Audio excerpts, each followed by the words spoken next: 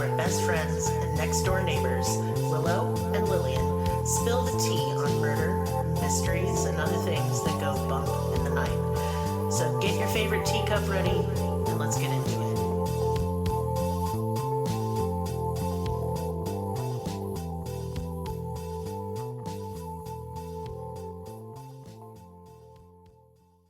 Welcome to Cruelty Podcast. This is Lillian, and with me is Willow. Hello. Hello, and we have a new theme. We do. We didn't announce it last time because we why? made this decision last fucking minute. Yep. Yes, we did. Mm-hmm. This month's theme is dating app murders.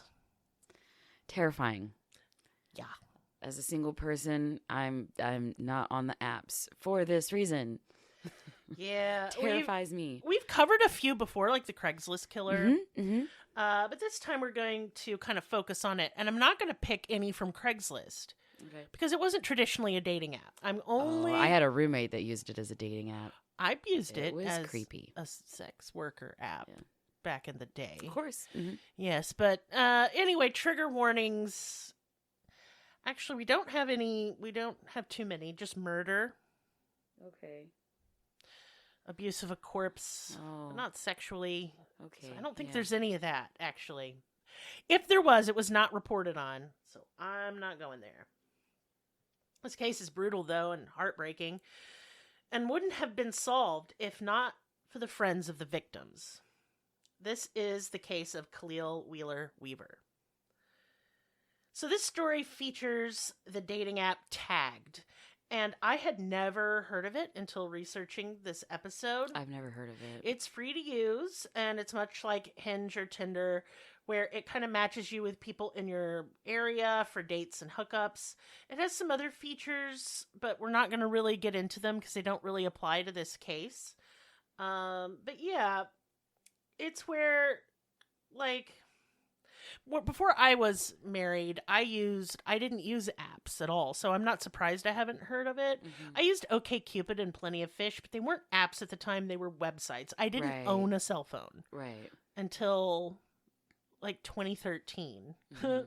Same. I just didn't see any reason to. And now, of course, I would die without my phone. Right, yeah. I would pass away. You mean to tell me I'm supposed to go back to reading the shampoo bottles to take a poopy? No. No. I need to go into Reddit. Okay, but yeah. And dating apps for me were just the absolute cesspools of humanity. Like, OkCupid was better than Plenty of Fish, but not much. I'm terrified. Just the dregs. It was a nightmare. Although I really like reading other people's screenshots of what people say. It's not fun when it happens to you. No. That's why I'm in the groups. So I can read other people's drama. But... And really, I would just, if I were single right now, because the apps are a wasteland of pain, I would just make an AI boyfriend. Just fuck it. Just say nasty shit to me. You know, I'll get off and go to bed after I smoke a bowl. Why need a man? Huh? Okay. Moving along. So our fuck off, mouth. Our story starts in Orange, New Jersey on April 20th, 1996, when Khalil Wheeler-Weaver was born. Ironically, he came from, usually these cases are like, came from a terrible family, was horrifically abused. Not the case. Very good family, loving family, close family. Stepfather was a detective. So was his uncle. He even had aspirations of becoming a cop himself. Now, not a lot is said about his early life. Khalil didn't have a social life in high school, like at all. Never had a girlfriend. Didn't really have friends. He was described as very, kind of nerdy in appearance, and he had a bit of a baby face. He looked kind of just like a sweet, innocent nerd. Like, he tucked in his shirts into his khakis. He wore white sneakers. And so everybody assumed he came from a really good family. He wasn't really picked on very much. He really kept to himself. But I think it's curious that he didn't really have any friends. No girlfriends. And it makes me think, well, maybe there was some autism going on, Yeah. Because my youngest. I was about to say, you kind of described him to a T. Yeah, he's not going to murder people. No. John is a sweet angel baby. Mm-hmm. One of the most tender, loving, sticky, gooey heart people you'd ever meet. He just don't talk. Yeah. But it's not that he couldn't talk. He just didn't. And later he would go on to start, like, after high school, he kind of came out of his shell a little bit more. He would go on to start a YouTube channel where he would do DJ style music. And he did have some friends. He got a job as a security guard in a grocery store. And, like, all during him committing these heinous acts, he is searching up, like, how to become a cop. Like, getting information on he that. would have gotten away with this. Oh, he absolutely would have. Oh, it would have been bad. He would. I think he killed more than he was caught for killing. Oh. Absolutely. Absolutely. I think he was a monster. And I'm glad he's off the streets. But yeah, I just think, I just wonder about people, because this happens a lot, that you notice in cases that we cover, where usually the male perpetrator looks into becoming a cop. Mm-hmm. I mean, there were several serial killers that looked into becoming a police officer. And the Golden State Killer is a good example.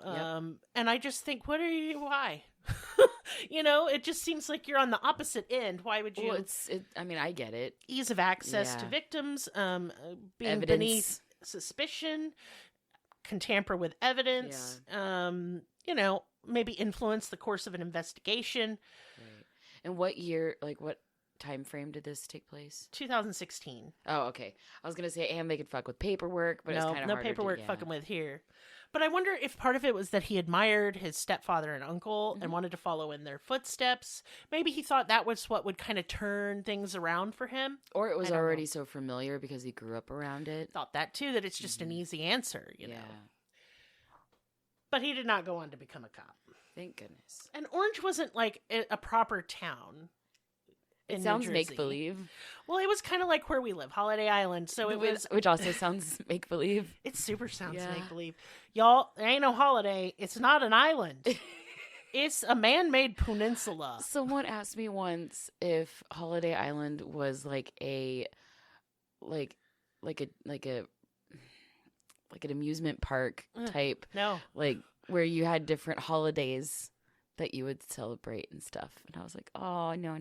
No, it's just That where would be old fun, people though. go to Is it like die. a Christmas town? No. You're thinking, in my brain, it almost sounded like, you know, in Pinocchio when he goes to the island of, like, pleasures. I was like, it sounds like that, but it ain't that lit. Yeah, it's not. No. And listen, if you live on the island, girl, you with the luxury. It's not a fucking island, it's a peninsula. A peninsula. I just want to say punani, but peninsula. It's a peninsula, and it's man-made. There's no island. Yep. God. There's just a bunch of crappy condos. Anyway. So, Orange is kind of like that. It's just, it got incorporated, became a town because the 30,000 residents there voted on it. But it was it really suffered during the financial collapse in 2008. So you see a lot of the, like, industrial buildings and a lot of houses are abandoned. It's in decline, kind of like how Detroit was at the time, because that's where Maris is from. And he said it was just like Mad Max there. And it was like this in Orange too. And on September 1st, 2016, an abandoned building in Orange was on fire. And it wasn't just kind of on fire, it was an inferno. And there were other abandoned buildings nearby in the neighborhood. There were other houses like right next to it. And so, like, this had to be dealt with because the whole neighborhood could go up. It really could. Right. And basically, it's around 2 a.m. So that's why the fire didn't get reported right away, because people are asleep. And so 5 neighboring cities ended up responding by sending trucks to the out-of-control blaze. And of course, the house was a complete loss. Once arson investigators could get inside, they found a horribly burned and mutilated body.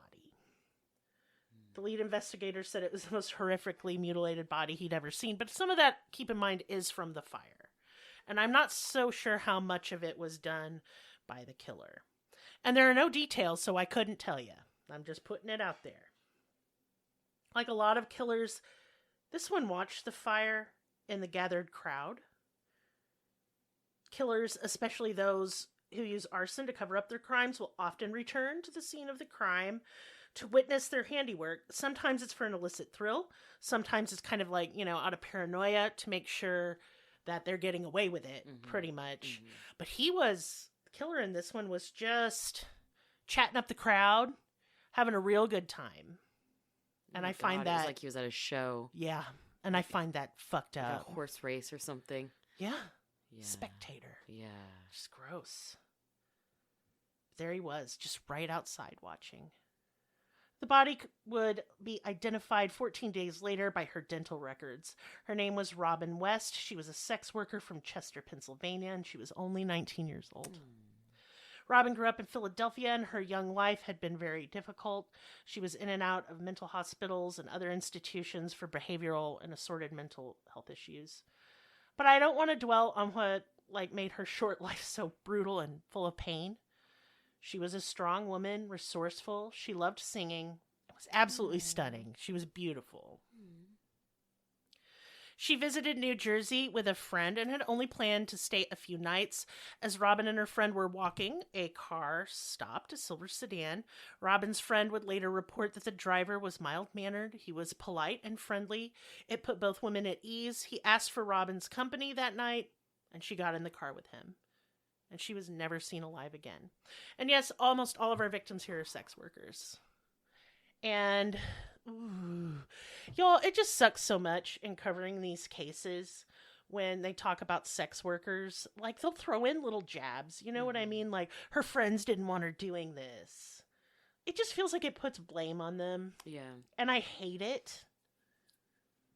There's nothing. Look, I don't care what the fucking law says. Let's get that straight right now. The law can suck my dick. Sex work is getting paid time for your time. I don't see how it's any different than flipping a burger at McDonald's. You're still using your body. You're still getting paid for your time. And I know sex work could be safe if we'd legalize it, regulate it, and protect the women. I don't know why this, and the men too, let's be clear, and the queer folks, let's not count them out. I just am so tired of listening to podcasts or documentaries where they're like, well, she was a sex worker. Like, that's why she's dead. Come on. It's so fucking gross. Right. We're not doing that today. And like the last victim was not a sex worker. And so it's the only reason the case got attention. Like, we should all be very disgusted by that. A human being is a human being is a human being, regardless of their vocation, regardless of whether you like it or not. Right. Everyone deserves justice. Makes me sick. On October 22nd, 2016, another victim would disappear. Joanne Brown was 33 and from Augusta, Maine. Her family moved to Newark when she was only 5 years old. Joanne struggled with bipolar disorder and schizophrenia. Joanne was a sweet, warm, loving person. She was kind and a ray of sunshine. After high school, Joanne became an exotic dancer using the stage name London. She went on to do sex work. She struggled with addiction issues, but she was trying to get clean to better her situation. She had checked herself into an assisted living drug rehab.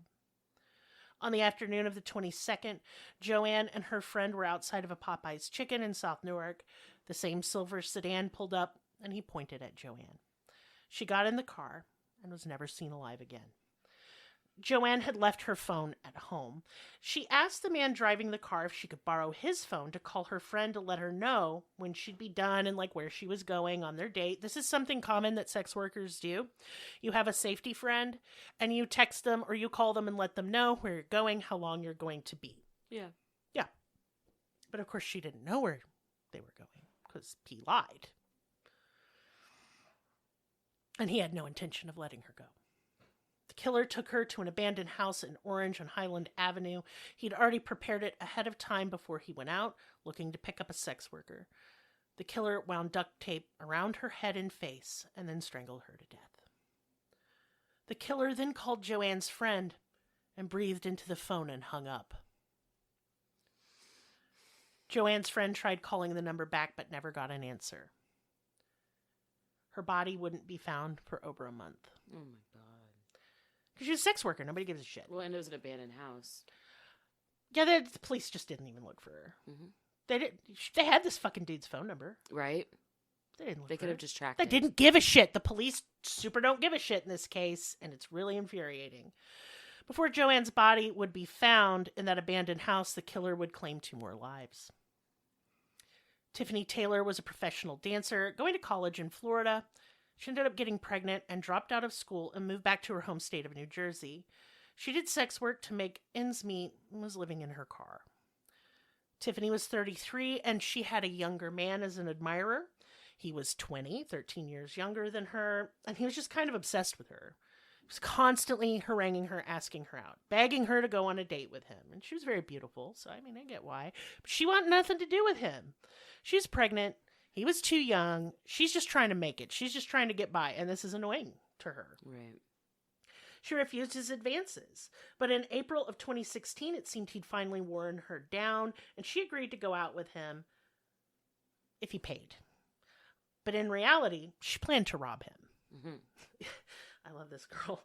She went to his house, took the money up front, and then she told him, "Oh, shit, I left the condoms in the car. I'll be right back." And she went and got in her car, and she drove the fuck away. Amen. 7 months later, in November of 2016, Tiffany started receiving really bizarre text messages from a number she did not recognize. The texts were begging for a hookup. And she kind of was thinking it was the young man that she'd robbed. Because, you know, it kind of sounded like the same shit he would say. And she was just like, "Nah, I'm good."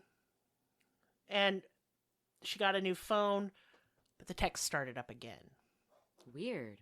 I know. On November 15th, 2016, he texted that he would pay any amount she requested. So she relented again and agreed to meet up with him. And once more, she planned on robbing him. But she arrived at the agreed upon motel and the man was wearing a ski mask. Oh. He told her he wanted to go someplace quieter, so they drove. And she was driving and he told her to pull over because he needed to urinate. And when she did so, he hit her over the head with a heavy object and handcuffed her. While she was pretty sure he was the same man who she had robbed before, he confirmed it when he took off the ski mask, and she knew then that he was going to kill her. He started strangling her, but she told him to stop, that she'd left her phone in the motel, and it was just full of incriminating evidence. I love this girl. The man told her that he would take her back to the motel to get her phone, and then he would kill her. He put her in the back seat and assumed, she's handcuffed, she can't get away. But because of her amazing flexibility as a dancer, and she's kind of double jointed, she's able to slip out of them handcuffs. Nice. Mm-hmm. So they get back to the motel, and there's CCTV footage of this. You can see them going up to the door, and he's behind her. Clearly he's like being threatening. She books it into that room and slams the door in his fucking face. Locking it. Shit. That is such a horror movie, scary fucking God. moment. Can you imagine that shit? I don't see how she got away with it. He was so close, I'm sure. She's smart. Yeah. And, of course, he just loses it. He's banging and beating on the door, being, totally, crazy. But he knows she gonna call the cops, so he runs away. She calls the police. They show up, and there's body cam footage of this, and it made me want to throw up. Because they're clearly very condescending and smarmy at her. They're kind of blaming her for the situation, and it's clear they do not believe her story, not one bit. And the whole time they're there, he's across the street watching. Fuck. It's so scary. Fuck these cops. Fuck. If they had listened to Tiffany. And this is the same guy? Uh-huh. Oh, so the 20-year-old is him. It's him. Oh. She was trying to tell them, and they just didn't care. And if they had listened to her, nobody else would have died. His next victim. Now, remember, I say 2 more lives, and then one of the names of his victims isn't released. His count is listed as 3 to 4. So if you see that as a discrepancy, it's because I don't know. Yeah. There's no information released. It is suspected he may have killed more. But he was definitely ramping up during this time period. And sometimes when victims are, even if they're just slightly underage, there's a lot of sex workers that are one of his teenagers. Victims was 15. So that could add I do think that's why that her name has not been released. Yeah, absolutely. Mm-hmm. Absolutely. Mm-hmm. And I believe she was from an African country. And I couldn't find any more information than that. And we're going to leave it alone. Yeah. We're going to leave it alone. That's good. Sarah Butler was a dancer, and she traveled with a professional dance troupe. She was in college in New Jersey. She was a bubbly, happy person, talented, beautiful, the lust for life. Sarah, like most young women, found herself kind of lonely on campus because she didn't really know anyone. And so she downloaded the dating app Tagged. And it boasts 30 million users, so it was popular. Now, it started kind of going downhill after the release of Tinder. And I think the reason I didn't hear of it, because it's demographic, is women in their 30s and 40s who are African American. That is most of the users on Tagged. And so, of course, why would I hear of it? I'm not a black woman. And, yeah. It was like Black Girl Tinder. Kinda. Mm-hmm. She met a man on Tagged who went by the username Lil Yacht Rock. He offered her $500 for sex. Yacht Rock. That's fun to say. Sorry. Stupid. Sarah agreed, and she asked him jokingly if he was a serial killer. Oh. On the 22nd of November, Sarah borrowed the family minivan to meet up with Lil Yacht Rock. She agreed to meet with him at the abandoned house Joanne's body was still in. She picked him up. She did not go in the house. God. But I find that sick. Like, he did that on purpose. You know what I mean? Mm-hmm. God. She picked him up there, and they drove to Eagle Rock Reservation, where he would murder her. He strangled her and left her body under rocks and sticks and branches. The next day, her family was in a panic. She was not, as I mentioned, a sex worker. Now, she was in that moment, and that's okay. We're not going to judge her for that. Right. Her family said it was out of character, but I suspect they didn't know everything about her life. She did hem and haw a little bit in the messages, but this does not make her the morally superior victim. There's no such thing. All victims are equal. They are the victim of a crime that should not have happened to them. None of these women went into this expecting to be hurt this way. Exactly. To be humiliated, tortured, and killed. They didn't ask for that shit. And so it's always painted that she's the one good victim in this. And I hate this narrative. It is disgusting. They're because all she equal. Wasn't actively on the street. She was on an app, so that makes her better than. She was on apps. She was on apps. Well, that's what I mean. That's what I'm saying. Yeah, but she came from a good family. She didn't have addiction issues. She wasn't a streetwalker. And the most successful people on the planet have addiction issues. We can't this whole idea of the perfect victim needs to die in a fire, and we never need to bring it up again. Mm-hmm. Full stop. Full stop. And if people don't like that, you know where you can go. It's my butthole. That's where.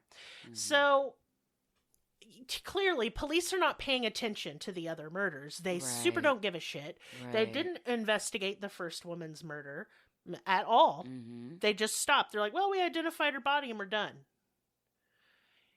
But Sarah was a different story.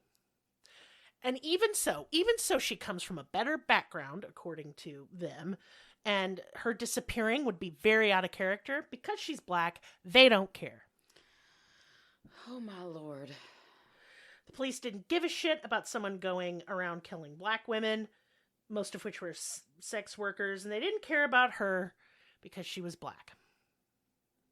The end. They just didn't care. But Sarah's friends cared.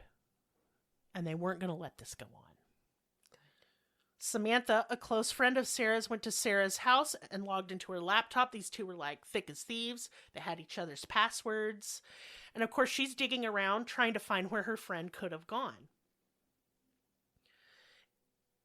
And like, this is probably about 48 hours after she goes missing. 24 hours after she goes missing, police find her car, the minivan, and they find one of her hair extensions on the floor. And that is clearly, to me, that got ripped out of her head. Yeah. Women do not leave that expensive ass shit just lying on the floor of a car, okay? Exactly.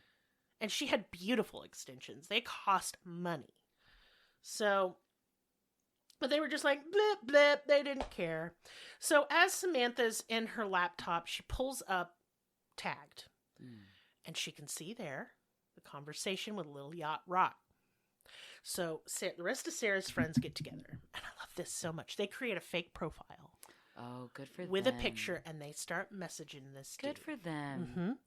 And of course, he immediately offers her money for sex. And she agrees. And she's going to meet up with him. Except she is feeding all this information to police. Good. Mm-hmm. Yep. And he agrees to meet up, and as he, Of course, when he shows up, it's not a lady, it's two detectives. Now, that man was, of course, Khalil Wheeler-Weaver, only 20 years old. Quiet guy. Everybody said, oh, I can't believe it type of deal. But here's what grinds my gears. So they interview him right here. Mm-hmm. This is not the first time the police have interviewed him. At the other two scenes where Joanne's body was and the first woman, they interviewed him there too because he was really standing out and being a creepy creep. Like sinister, staring at the fire. Like behind a bush, like, fuck off. And so they're interviewing him again. They let him go. To be fair, you're going to set this up and ambush him. They should have brought him in, and they should have fucking questioned him where the fuck was Sarah. They still have not found her at this point. We still haven't found her. Mm-hmm. He should have been brought in for questioning. So they let him go. Police traced Sarah's phone from where it was last used and found her body. 2 days later, Khalil was arrested. Well, that's good. But do you see they didn't care about the other women, like, at fucking all? Yeah. At all. And he could have murdered somebody else in those 2 days, in that 2 days' time. I believe that he did, actually. I wouldn't put it past him. Yeah. So he was indicted for 3 first-degree murders and 1 attempted murder. It is believed, however, that he has killed more. Investigators spent 3 years putting their case together before bringing him to trial, and Tiffany was the star witness. This was a completely circumstantial case because he had experience with law enforcement. Tiffany was the star witness, the one that they wouldn't even listen to, wouldn't even take a report, or respect, like. Mm-hmm. And now they use her. Yeah, exactly. And how brave she was. I mean, I'm proud of her. Damn. But it's just like, it's disgusting. The whole thing is disgusting. I don't like that. It feels gross. Like, I know she did a good thing for other women. Absolutely. She saved some lives. Absolutely. It's one of those things where it's not the action, it's the implied. Like, it's No, I totally agree with you. You know what I mean? It just has that ickiness to it. Gives me the ick it does. Because they're not going to respect her until she's useful.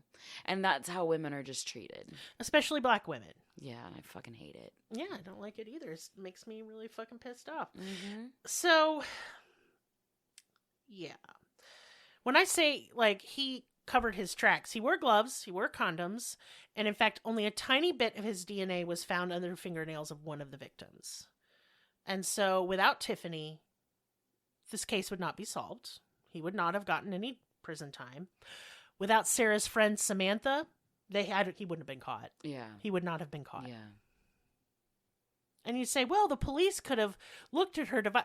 They did not give a fuck. Yeah. They should have had her laptop right there going through it, trying to find this missing woman. It shouldn't have taken some friends. I mean, I will say that a girl's best friend is truly the best detective. Amen. Hands down. How good am I at detecting? Mm-hmm. Same, girl. I'll get them. Mm-hmm. I become Sherlock Holmes. Yep. And it's fun for me. I like it. I'm having a good time. Mm-hmm. But yeah, and her friends were like that. Yeah. I mean, it was just devastating to hear their witness impact statements. Like, can you imagine? Like, I mean, they know the cops aren't really paying attention. They really don't care. No. And so they're behind the scenes doing all of this fucking detective work. Yep. They could have been killed. Oh, yeah. That was dangerous. Easily. Yeah. But they loved their friend. Absolutely. So he got 160 years in prison. He'll never get out. Good. His sentencing was in 2021, and he told the court that he was framed. Framed. He showed zero. And when I say zero, I mean -0 emotion the entire trial. Not a tear, not a quiver, not a grimace, nothing. Nothing. When he was sentenced, nothing. He looked dead, just dead eyes. And he wasn't even impassioned speaking in his own defense, just flat. Like, no remorse is in this man. No remorse. He fucking hated women. Clearly. To me, this is a person who hated women. Yeah. And he would have done it continuously. Oh, yeah. As much as humanly possible. Yeah. I know that's a little short, but I found what I liked about this one is that the dating app was used to catch him. That's what I liked about this. It was a nice little twist. Yeah, and the best friends. Yes, I liked that as well. I'm sorry they had to step up that way. Yeah. And I always this is why I don't cover a lot of serial killer cases, because they do pick on sex workers, because they know that no one cares. Right. That no one cares when we die. And I don't know, I'm not a sex worker anymore, but I was one for a long time. And so, I mean, I still sort of identify as one, because I know it's so shameful.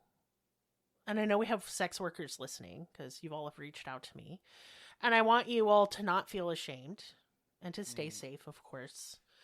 And to keep doing what you're doing. Make your money however you gotta. Yeah. I ain't gonna judge you. I really hope that we can collectively together end the stigma Yes. of, the invisible victim.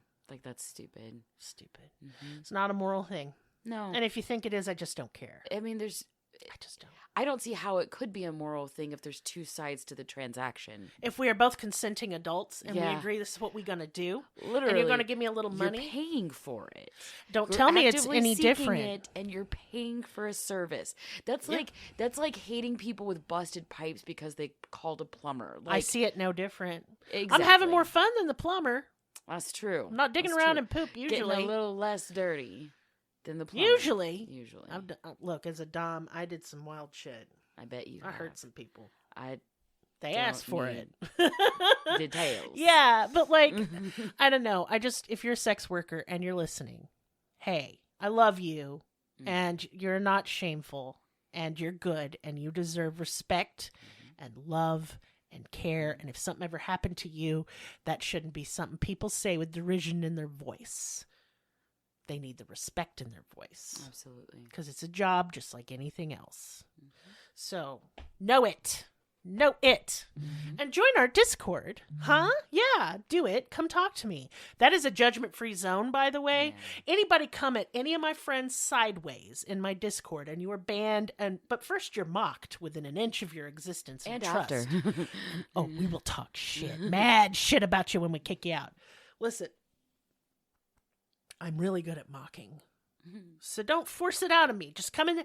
Safe space. You can come in here. You can talk. You share some silly memes. Show me what you made for dinner. Show me your pets. And hang out. And it's very... I'm sorry. I'm dying. It's so I'm wholesome. burping. It's disgusting. Yeah, we just had dinner. Yes, it's late. And I just had dinner. But that's how I do. Anyway, love you guys. And, oh shit, there's more business time. I'm out of it. I just can't I know, breathe. I'm food high. I'm over that part now, but I'm lightheaded just from all the sleepy. stuff in my belly. I'm actually getting up in the day and I have a job. Yeah. It's weird. Yeah. My job is so weird. I can't even What is describe the it. other business time that you said? Oh, here's the business time. Yeah, look, you have to steer me back because of the ADHD. I'm just wandering away. I don't have a lot of business. Join our Patreon, join our Discord. If you're listening on YouTube, please like and subscribe and notification bell. Yes, that's annoying to hear. No one likes it, but y'all, it helps. It does. We're poor up in here. Had to get a regular job. Disgusting. So please... Everyone's listening on their way to work and like, yep. Well, I want to make it clear. So when I say regular job, I'm saying my art wasn't paying the bills anymore because AI ruined my career and life. And so you... And now I work for AI. Haha, fuck you. Well, what am I supposed to do? Just Right. starve based on principles? I Can't don't beat 'em, have join 'em. principles if my children are hungry. There we go. If you can't beat them, and y'all, we cannot beat them. I've seen some shit. So you might as well just give in and let the robot fuck you right in the ass. Jesus Christ. Mm-hmm. Because it will be soon. And you'll be asking it too. Okay. Anyway, hey! I love you. I love you like you love getting fucked in the ass by a robot. I don't, though, so... You might. What if he No. was really hot and he said all the right things and made you a sandwich after? And that dick got settings. Like you vibrate, twirling. It's probably cold.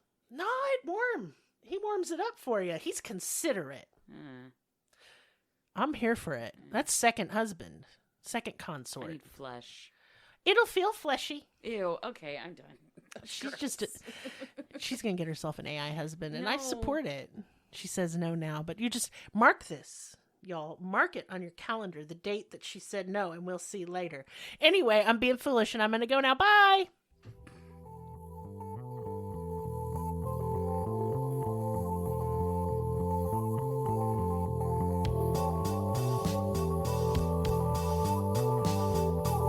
Us on your social media platform of choice.